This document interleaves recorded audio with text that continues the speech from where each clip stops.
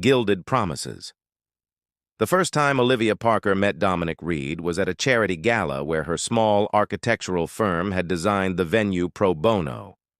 She stood near the back, nursing a glass of champagne she couldn't really afford, watching the city's elite mingle beneath the soaring ceilings she had envisioned. "You're responsible for this space, aren't you?" The voice was warm, but commanding, and when she turned, she found herself looking into the most intensely blue eyes she'd ever seen. "How could you tell?" Olivia asked, tucking a strand of chestnut hair behind her ear. Dominic smiled, the kind of smile that had graced the covers of tech magazines. "You're the only one looking up at the ceiling details instead of at the people." That night marked the beginning of what Olivia would later call her golden period. Dominic Reed, founder of Quantum Technologies and one of the wealthiest men under 40 in the country, pursued her with an intensity that left her breathless. There were helicopter rides to coastal dinners, surprise visits to her office with lunch from her favorite bistro, and late-night conversations about their dreams that lasted until dawn. "I've never met anyone who sees the world the way you do," he told her 3 months later, as they stood on the balcony of his penthouse overlooking the city lights. "You build spaces that feel like emotions." When he proposed 6 months after they met, with a ring that cost more than her parents' house, Olivia hesitated only briefly. "Are you sure? Our worlds are so different." Dominic took her hands in his. "I've built an empire of circuits and code, but it means nothing without someone to share it with." "You're the heart I've been missing, Liv. I promise you forever." The wedding was intimate by Billionaire standards, only 200 guests at a historic estate overlooking the ocean. Olivia designed every detail, from the flowing pavilion where they exchanged vows to the lighting that made everything glow like a dream. When she discovered she was pregnant just weeks later, Dominic's joy seemed boundless. He converted an entire wing of their mansion into a nursery, hired the top designers in the country to collaborate with Olivia, and attended every doctor's appointment, holding her hand as they listened to their daughter's heartbeat. "She'll have your creativity and my drive," he whispered against Olivia's growing belly.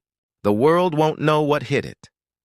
Chloe Reed entered the world on a stormy spring night, with her father's blue eyes and her mother's determined chin. For the first 3 months, Dominic was an attentive father, rearranging board meetings to be home for bath time and installing a portable crib in his office for the days Olivia brought the baby to visit. Then the trips began. Silicon Valley, Tokyo, Dubai. At first just for days, then stretching into weeks. His calls became shorter, his texts more perfunctory. "The Singapore expansion is crucial," he explained during one rare weekend home as Olivia watched him pack again. "Once it's stable, I'll cut back on travel." "I promise," Olivia believed him. She always did, even when Chloe took her first steps and Dominic watched via video call. Even when Olivia celebrated her 32nd birthday alone, with only a massive flower arrangement and an apologetic text. "Mama, when is Daddy coming home?" Chloe asked one night, her tiny fingers tracing the screen of the tablet where Dominic's image had been moments before, disconnected due to poor signal. "Soon, sweetheart," Olivia promised, though the hollow feeling in her chest told her otherwise. "Daddy's just very busy making sure we have everything we need."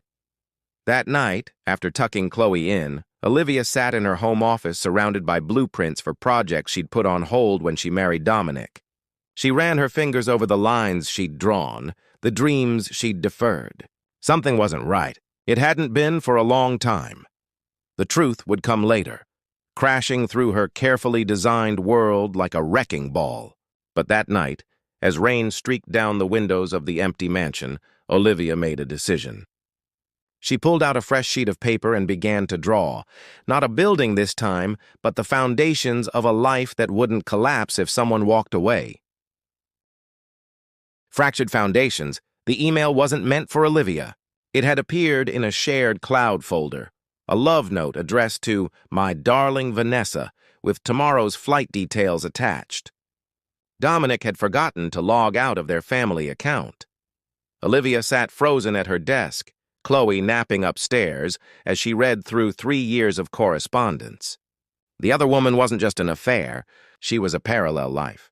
Vanessa Wellington, a marketing executive with sunset-colored hair and a honeyed laugh, according to Dominic's effusive descriptions. They had an apartment together in San Francisco. Weekend rituals, inside jokes, plans. Did you know, Dominic had written just last week, that I've never been as happy as I am waking up beside you? The words burned into Olivia's vision even after she closed the laptop.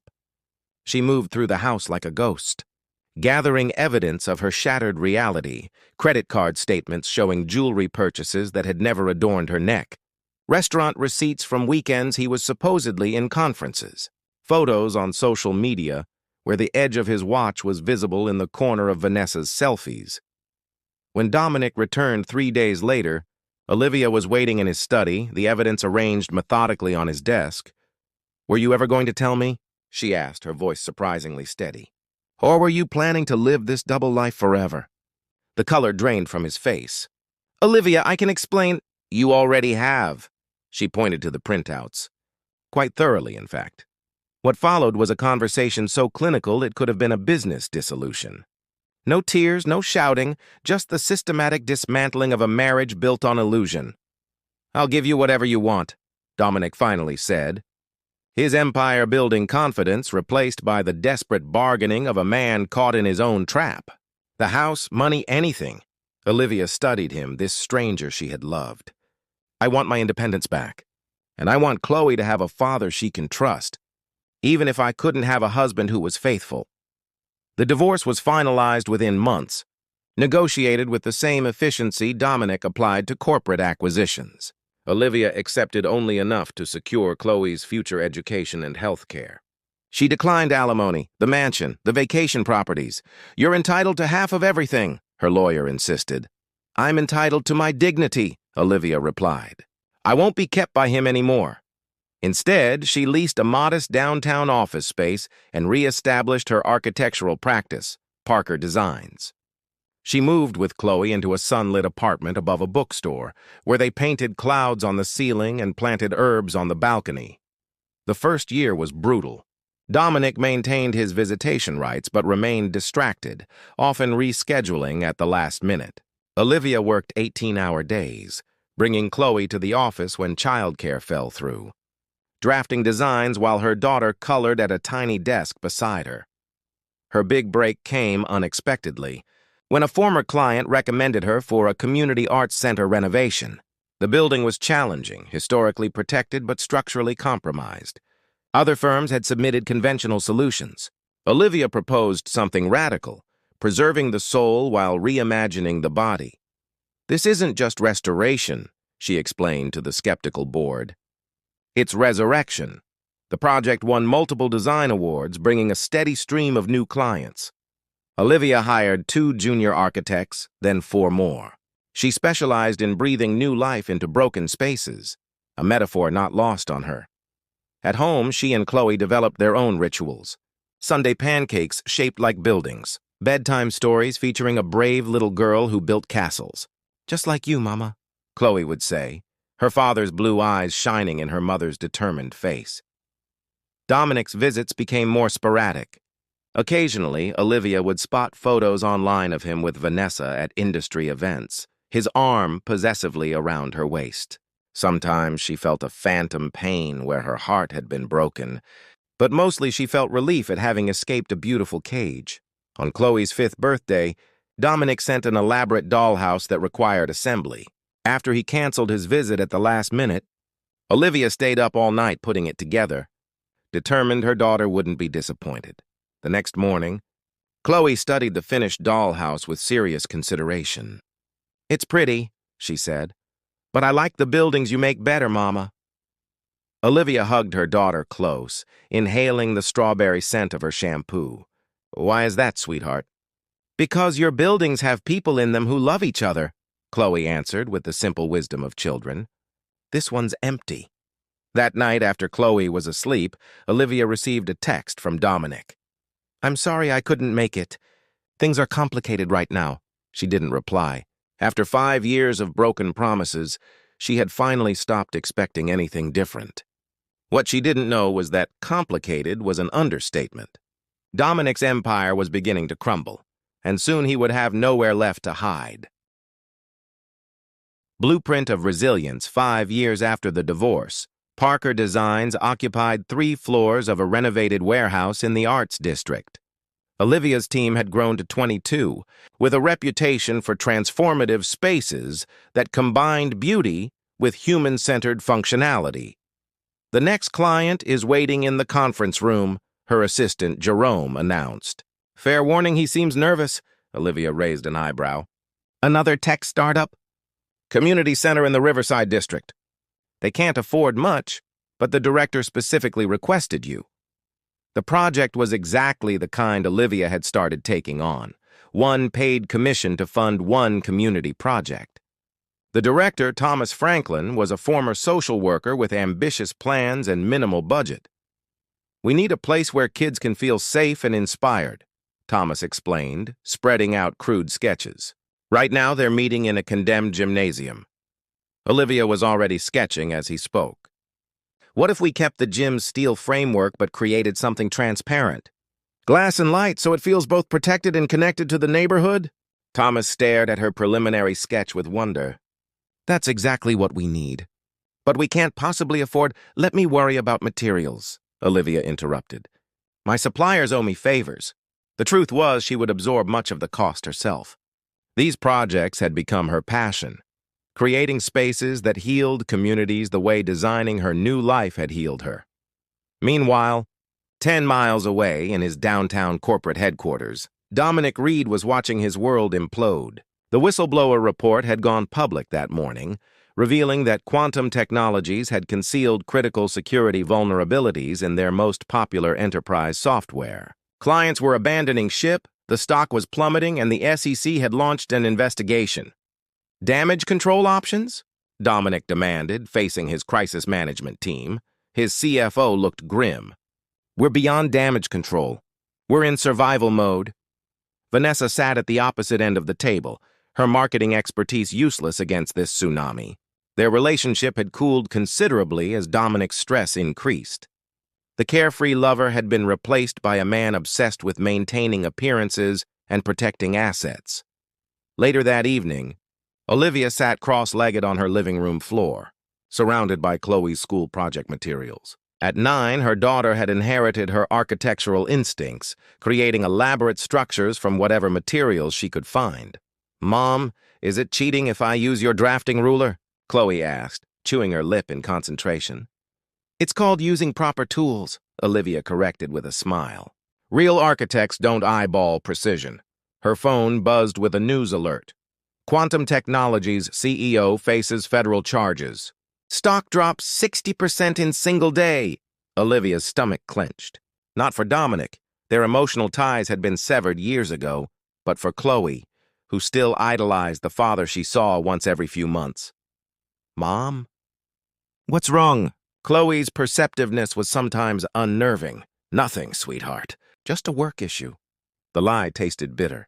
She had promised never to shield Chloe from difficult truths, only to deliver them gently. The next day, Jerome placed a confidential folder on Olivia's desk. "The background research you requested on potential investors."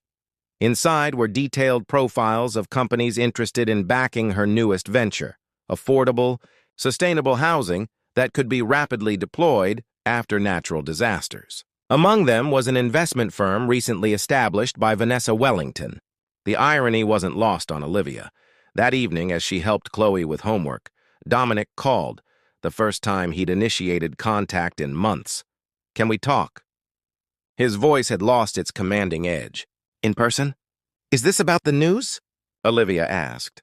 "Partly," he admitted, "but also about Chloe and other things." Olivia agreed to meet him for coffee the following day. After hanging up, she sat on her balcony, watching the city lights flicker on. Her firm was flourishing, her daughter was thriving, and she had rebuilt herself from the ground up. Whatever storm was coming with Dominic, she was prepared to weather it. What she couldn't have anticipated was that Dominic's fall would be as spectacular as his rise, and that the man who had once broken her heart would return not as a conqueror, but as a supplicant. Structural collapse. The coffee shop was Olivia's choosing, a small woman-owned establishment far from the financial district where Dominic might be recognized. She arrived 15 minutes early, claiming a corner table with her back to the wall, a position that afforded both privacy and perspective. Dominic entered precisely on time, but the man who approached her table barely resembled the tech mogul whose confidence had once filled rooms. His designer suit hung loosely on his frame, deep shadows carved beneath his eyes. The arrogance had been replaced by something unfamiliar: humility. "Thank you for meeting me," he said, remaining standing until she gestured to the chair opposite. "You look terrible," Olivia observed, neither unkindly nor sympathetically. A ghost of his former smile flickered across his face, always refreshingly direct. He wrapped his hands around the coffee mug. "The company's finished. The board forced me out yesterday. The SEC is freezing most of my assets during the investigation. And Vanessa?" His jaw tightened. "Left 3 weeks ago. Apparently disgrace doesn't suit her career trajectory." "I'm sorry," Olivia said, surprising herself by meaning it. Not for his loss of Vanessa, but for the hollowness she recognized in his eyes, the same emptiness she had confronted in her own mirror years ago. "I've lost everything," Dominic continued. "The penthouse, the vacation properties, the private jet, the reputation I spent 15 years building." Olivia sipped her coffee. "What about Chloe? Have you lost her too?" The question hung between them like a challenge. Dominic had maintained his visitation rights on paper, but had seen their daughter only 7 times in the past year. "That's why I'm here," he admitted. "I've been a terrible father. I want to change that. I want to be part of her life, really part of it. Not just sending gifts and making appearances. Why now?" Olivia asked, the architect in her searching for structural integrity in his words. "Because you've lost everything else, or because you've finally realized what matters?" "Both," he answered with unexpected honesty. "I've been living in a house of cards, Liv. Career, status, relationships, all of it built on image rather than substance. The only real thing I've created in my life is Chloe, and I've been too blind to appreciate that." For the first time, Olivia saw something genuine in the man she had once loved: vulnerability without manipulation. "What are you asking for exactly?" "A chance," he said simply. "Not with you, I know that bridge is burned. But with Chloe. A chance to be the father she deserves, even if I'm starting a decade late." Over the following weeks, Dominic's fall from grace became public spectacle. The man who had graced magazine covers was now featured in exposés detailing quantum technology's collapse. His name became synonymous with corporate fraud, though investigations would later reveal he had been negligent rather than deliberately criminal. Vanessa gave scathing interviews, recasting herself as the whistleblower who had tried to stop him. Former colleagues distanced themselves. Former friends disappeared. The penthouse was sold at auction to cover legal settlements. Through it all, Dominic kept one commitment sacred: Wednesday afternoons and Sunday mornings with Chloe. He moved into a modest apartment near her school. He showed up at her soccer games and sat alone in the parents' section, enduring whispers and sidelong glances. "Dad's teaching me coding," Chloe mentioned one evening as Olivia braided her hair. "He says I could combine it with architecture someday, like making smart buildings." Olivia's hands stilled momentarily. "Do you enjoy spending time with him?" Chloe considered the question with her usual thoughtfulness. "He's different now. Less busy, more here." She twisted to look at her mother. "Is it okay that I like being with him?" "Of course it is, sweetheart." Olivia resumed braiding. "He's your father." Nothing will ever change that. 6 months after their coffee shop meeting, Dominic requested another conversation with Olivia. This time, they met at her office after hours. "I've been offered a teaching position at the university," he told her. Introduction to entrepreneurial ethics, ironically enough. "It's not glamorous, but it's honest work." "Congratulations," Olivia said, and meant it. "Chloe will be pleased you're staying in town." Dominic's gaze traveled around her office, taking in the awards, the project renderings, the evidence of her success built without his name or resources. "You've created something remarkable here, Liv." "I built on solid foundations this time," she replied. Before leaving, he hesitated at the door. I know I have no right to ask anything of you, but there's a parent-teacher conference next week. I thought, perhaps we could attend together? For Chloe's sake? The question hung between them, not just about a school meeting, but about the possibility of some new architecture of relationship, built not on romantic illusion, but on the shared love of their daughter. Olivia studied him carefully, the designer in her assessing whether this reconstructed man could bear the weight of trust. We'll try, she said finally, one blueprint at a time. Rebuilding trust, the community center in Riverside was nearing completion, a symphony of glass and reclaimed timber that seemed to float above its foundation. Olivia stood in the central atrium, making final notes as construction crews installed the last sections of the rooftop garden. Ms. Parker? Thomas approached, wonder in his voice.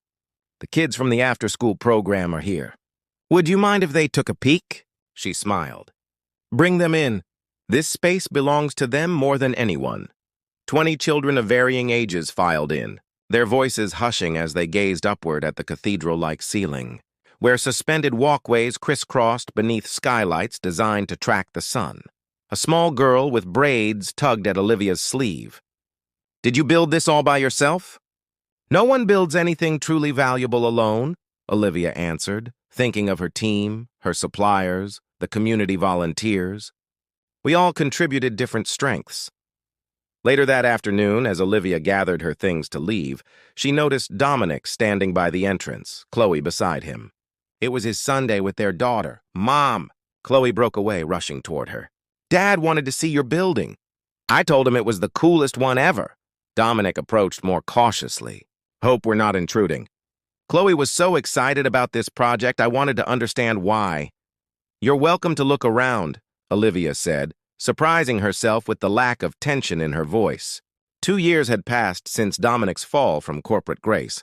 2 years of him steadily rebuilding his relationship with Chloe through consistent presence rather than extravagant gestures. As they walked through the space, Dominic asked thoughtful questions about structural choices and community input. His genuine interest was unexpected. You've always seen possibilities where others see only problems, he observed as they reached the rooftop garden. It was your greatest strength even when we were together. I just didn't appreciate it enough. Chloe had run ahead to examine the greenhouse, leaving them in a rare moment of privacy. I heard about the ethics curriculum you developed, Olivia said. The university paper did a feature. Dominic's expression softened. Teaching has been humbling in the best possible way. Using my mistakes to help others avoid the same pitfalls gives them some purpose. Dad's students think he's tough, Chloe announced, rejoining them. But the good kind of tough. Like you, Mom. They shared a surprised look over their daughter's head, the first moment of genuine mutual recognition in nearly a decade. 3 months later, Olivia received an unexpected call. One of her designs had been shortlisted for the Pritzker Architecture Prize, the field's highest honor. The nominated project was a series of interconnected community spaces she had created throughout underserved neighborhoods. The awards ceremony would be held in Chicago, requiring travel during Chloe's school week. Without thinking, she called Dominic. Of course I'll stay with her, he said immediately. This is incredible news, Liv. Your work deserves this recognition. The night before her departure, Olivia finalized her acceptance speech at the kitchen table while Chloe and Dominic prepared dinner, a new tradition they had established during the co-parenting schedule. Their easy rapport no longer surprised her. What did surprise her was how comfortable the three of them had become in shared spaces. Mom, can Dad come to career day at school? Chloe asked over pasta. He's going to talk about ethical business practices and second chances. Dominic looked as surprised by the request as Olivia felt. Only if your mother is comfortable with it, he said carefully. Olivia considered the man across the table, not the charismatic billionaire who had swept her off her feet, nor the duplicitous husband who had betrayed her, but this newer version, humble, consistent, genuinely devoted to their daughter's well-being. I think that would be fine, she said finally. Later, after Chloe had gone to bed, Dominic helped Olivia clean up. The domestic rhythm between them was no longer fraught with painful history. just the quiet efficiency of two people who had learned to cooperate. "I've been offered a position developing ethics guidelines for emerging tech companies," he told her, drying the last plate. "It would mean more travel, but I wanted to discuss it with you before deciding." Chloe's stability comes first. Olivia studied him, seeing clearly how much had changed. "We could work out a schedule. Your relationship with her is important." He placed the plate in the cabinet, closing it gently. "Thank you, Liv. Not just for that, but for allowing me the chance to earn back some measure of trust." "You've proved yourself consistent," she acknowledged. "That matters more than promises ever did." As he prepared to leave, Dominic paused at the door. "I never properly apologized, did I?" "Not really. I was too busy justifying or explaining or asking for things." He met her eyes directly. "I'm sorry, Olivia, for the pain I caused, for the years I wasted, for not recognizing the extraordinary woman you've always been." The words settled between them, not as a plea for reconciliation, but as a long-overdue acknowledgement of truth. "Thank you," she said simply. "That means something." 6 months later, as Parker Design celebrated its 10th anniversary, Olivia surveyed the gathering of clients, colleagues, and friends. Chloe moved confidently through the crowd, explaining her mother's design models to interested guests. At 12, she had her mother's vision and her father's articulation, the best of both. Dominic arrived late, coming directly from teaching. He had maintained his boundaries, never presuming upon their improved relationship, respecting the new life Olivia had built. "Congratulations," he said, handing her a small wrapped package. This seemed appropriate. Inside was a crystal paperweight containing a three-dimensional rendering of her first independent design. The small office where Parker Designs had begun. "How did you find this?" she asked, genuinely touched. "I kept every article about your work," he admitted. "Even when we weren't speaking. I always knew you would create something extraordinary." As the evening wound down, the three of them ended up on the office balcony, looking out at the city skyline Olivia had helped shape. Chloe leaned against the railing between them, pointing out buildings and reciting facts about their design. "We made a pretty amazing person, didn't we?" Dominic said quietly to Olivia. "We did," she agreed, "though I think she made herself in many ways. Like the structures Olivia designed, they had found a new architectural balance, not the fairy tale forever once promised, but something more authentic, a carefully constructed relationship built on respect, boundaries, and the foundation of their daughter's well-being. It wasn't perfect. It wasn't the life either had envisioned. But like all of Olivia's best designs, it contained both strength and beauty, created not despite the broken places, but because of them.